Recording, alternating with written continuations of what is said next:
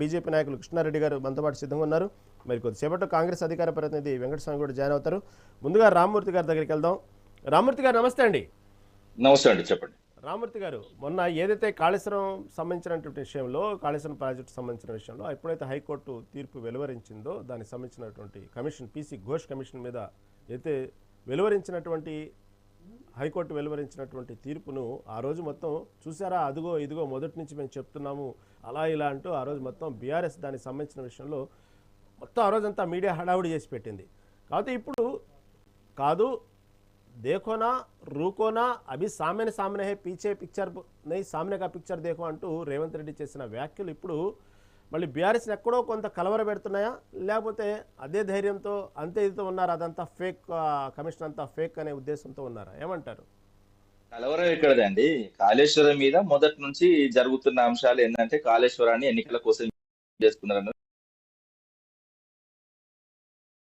Commission వేయలేదండి. వాస్తవంగా మేడిగడ్డ మీద వేశారు. ఏంటంటే జనాలు కూడా తెలుసుకోవాలి, మేడిగడ్డ 2 పిల్లర్లు ఎందుకు పోయినాయి, మేడిగడ్డలో ఏమైనా లోపం ఉన్నదా అన్న అంశం మీద దాని మీద కమిషన్ ఏర్పాటు చేయడం.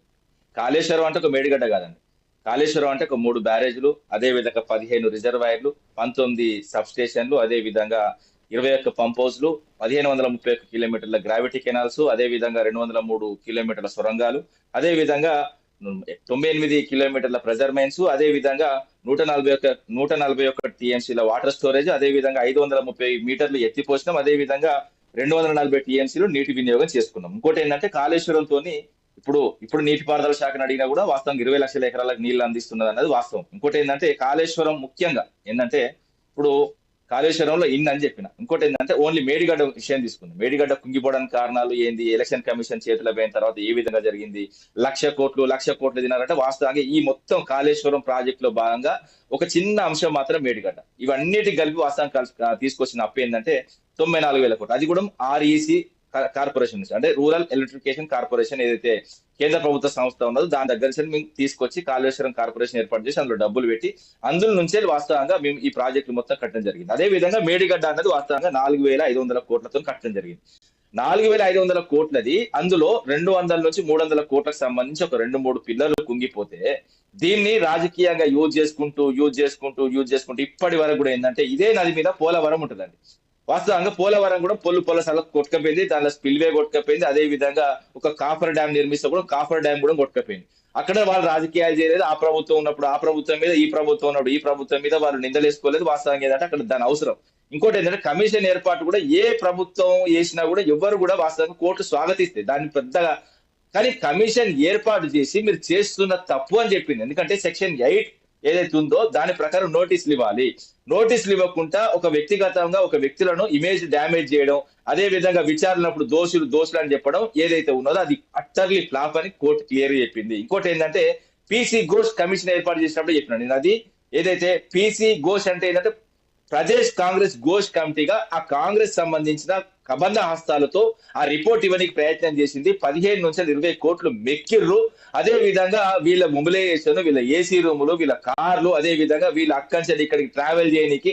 ఇంకోటి ఏంటంటే కొండంత రాగం తీసి ఏదో పాట అంటారు, అది కూడా నేను మాట్లాడను. కానీ ఎందుకంటే ఒక కమిషన్ ఏర్పాటు చేసిన తర్వాత కమిషన్ వాస్తవం పారదర్శకంగా పనిచేయలేదని కోర్టు ముట్టకాయలేసింది. అదే విధంగా ఇప్పటికిప్పుడు మొన్న మాట్లాడతారు ఫోన్ ట్యాపింగ్, ఎవరు చేసిరండి, ఎవరు హీరోయిన్ల పేరు చెప్తారు, అదే విధంగా ఎవరు పారిశ్రామికవేత్తలు ఒక్కరు కేసు పెట్టిల్లా. ఇప్పటికి కూడా రాజకీయ ఆరోపణ చేసుకుంటా తాత్సారం చేస్తున్న రేవంత్ రెడ్డిని బంగబెట్టి గుద్దిన తప్పలేదండి. ఎందుకంటే ఇదండి ముచ్చట్లు ఎవరి వ్యక్తిగత జీవితాలు తొంగి చూస్తారండి, ఎవరు చూసిల్లండి. ఇప్పుడు ఫోన్ ట్యాపింగ్ అని మళ్ళీ ఎలక్షన్. ఇప్పుడు ఎందుకంటే జడ్పీటీసీ ఎంపీటీసీ ఎన్నికలు పెడతారు కాబట్టి అదే విధంగా ఇప్పుడు హైదరాబాద్, అదే విధంగా సిద్దిపేట, దాంతో పాటు వరంగల్, దాంతో పాటు ఖమ్మం ఎలక్షన్స్ కార్పొరేషన్ ఎన్నికలే కాబట్టి మళ్ళీ తీసుకొచ్చి ఫోన్ ట్యాపింగ్ అంటాడు, కాళేశ్వరం అంటాడు, కథ అంటాడు, కార్ఖాన అంటాడు, మళ్ళీ ఓటు దొరికిపోతాడు. దాని తర్వాత మళ్ళీ ఎప్పటి చెప్పి ఎన్నికలే మళ్ళీ మొన్న పోయి మళ్ళీ కాళేశ్వరం మంచిగా ఉన్నది, దాన్ని కట్టాలి, డ్యామ్ సేఫ్టీ అథారిటీ చెప్పింది, దాన్ని రిపేర్ చేస్తామని చెప్తాడు, మళ్ళీ ఆడికొస్తాడు, మళ్ళీ ఆడ రాజకీయ సభగా. ఇంకోటి ఏంటంటే ఆ మీటింగ్ పెట్టిన కాడ కూడా ఏదైతే కాళేశ్వరం దగ్గర పోయిండు, పరిశీలించిండు, దాని రిపేర్ గురించి చెప్పాలి. లేకపోతే రైతు బంధు సభ అని పెట్టిండు, రైతు భరోసా, రైతు బంధు ఏదో పెట్టిండు, రైతు భరోసా మేము 1 ఎకరానికి మళ్ళీ రిలీజ్ చేస్తామని పెట్టిండు. పెట్టినప్పుడు ఆ 2 సార్లు ఎందుకు ఎగ్గొట్టాము, దాని తర్వాత మళ్ళీ వచ్చిన తర్వాత మీకు ఇంకా నుంచి ఎగగొట్టాము, టైంకి ఎత్తామని చెప్పాలి. కానీ అక్కడ జగిత్యాల సభ గురించి చెప్తాడు, అది పండబెట్టి తొక్కుతా, అదే విధంగా సమాధులు కడతా, బొందలు పెడతా, దాని మీద జెండా ఎగిరేస్తా. నేను మళ్ళా అంటున్నా మా హన్మకొండకు రా, క్లియర్ గా ఒక మంచి శ్మశాన వాటిక మాట్లాడతా, బొందలు పెట్టేది. దాని మీద నువ్వు జెండాలు బాసుకుంటావో, ఎగురుతావో, దునుకుతావో, ఏమైనా చేసుకో. ఏం మాట్లాడు ఒక ముఖ్యమంత్రి. ఇంకోటి ఏంటంటే కాళేశ్వరం మీద ఇప్పటి వరకు కూడా ఎందుకంటే రాజకీయం, ఎవ్రీ వర్షాకాలం ఏ ప్రాజెక్ట్ అయినా సి పేజీలు ఉంటాయి. ఆ సి పేజీల నుంచి కూడా ఏంటంటే అన్నారు మరి సుందిల్లా కానీ దాన్ని కూడా నుంచి అదో ఇవి చూసినావా, ఈ సిమెంట్ పోయింది, ఈ కొట్టుకపోయింది. అది ఖచ్చితంగా ప్రతిసారి 100 కోట్లు ఇవ్వాలండి ఏ ప్రాజెక్ట్ కైనా. ఇంకోటి ఏంటంటే రాజకీయాలు బంద్ చేసి రైతులకు నీళ్లు అందించి, ఎందుకంటే ఎండాకాలం దగ్గరకు వచ్చింది, మొత్తం అడగంటికి పోతున్నాయి. వాస్తవంగా భూగర్భ జలాలు ఒకప్పుడు మీ పాలన ఉన్నప్పుడు 2014 ముందు వాస్తవంగా గోదావరి మీద ప్రాజెక్టు కట్టకపోతున్నాయి కదా, లొల్లైంది. వాస్తవంగా ఏంటంటే గోదావరి మీద వాస్తవంగా తెలంగాణ తీసుకొచ్చి ఆంధ్రప్రదేశ్ తో కలిపిన తర్వాత 2014 వరకు, ముఖ్యంగా 1956 నుంచి వెళ్ళి 2014 వరకు ఎందుకు ప్రాజెక్టు కట్టలేదు మరి గోదావరి మీద అంటే మా కన్నీళ్ళు మీకు కనవలేదా కాంగ్రెస్ కు? అదే విధంగా టీడీపీ కనవలేదా? ఒక ఎస్ఆర్ఎస్పీ అంటే దాని కెపాసిటీ ఎంత అంటే 80 టీఎంసీలు.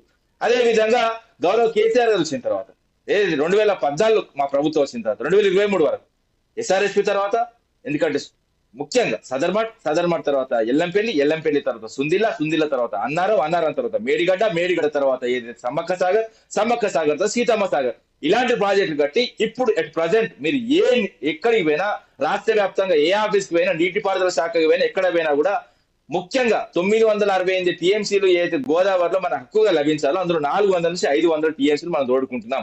2014 ముందు వాస్తవంగా 80 టీఎంసీలు మాత్రమే గత ప్రభుత్వాలు ఇచ్చినాయి. ఎందుకంటే మన ప్రభుత్వం వచ్చిన తర్వాత గౌరవ కేసీఆర్ గారు వచ్చిన తర్వాత నీళ్ల విషయంలో ముఖ్యంగా గోదావరి విషయం న్యాయం జరిగింది. అదే విధంగా గౌరవ కేసీఆర్ గారు పోతూ 933 టీఎంసీలకు ఏదైతే రైట్ టు ఎస్టాబ్లిష్మెంట్ అంటే ఇతర ప్రాజెక్టు కూడా కట్టుకోనికి పూర్తి స్థాయిలో అనుమతులు తీసుకొని పోయిండు. మళ్ళీ ప్రభుత్వం వస్తే వాస్తవంగా మేము వాటిని నిర్మించేది ఉండే ప్రభుత్వం అదే, ఎందుకంటే వాళ్ళు నమ్మే వాళ్ళకి అదే విధంగా ప్రజలు మోసం చేసిన ప్రభుత్వం కాబట్టి మళ్ళీ ఏదైతే వాస్తవంగా సేమ్ 2014 ముందు ఎవరైతే ప్రాజెక్ట్ కట్టలేదో 2023 నుంచి కూడా ఇప్పటి వరకు వీళ్ళు ఏమి చేయలేదు, వీళ్ళు ఏం చెయ్యరు కూడా. తెలంగాణకు కన్నీళ్లు పంచుడు తెలుస్తుంది కానీ నీళ్లు పంచుడు వీళ్ళకి తెలియదు, వీళ్ళ వల్ల కూడా కాదు.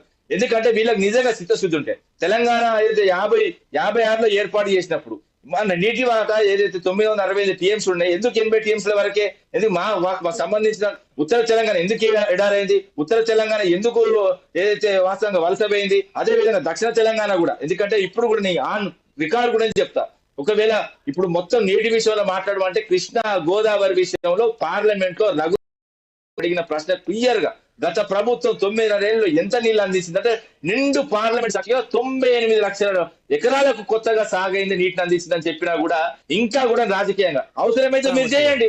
ఇప్పుడు మీరు 95 లక్షల వరకు నీళ్లు అందించడం, ఈ 23 నుంచి 26 వరకు మీరు ఏం చేసిన దుర్మార్గులు. నేను అడుగుతున్నా, ఈ దుర్మార్గమైన ప్రభుత్వం ఏం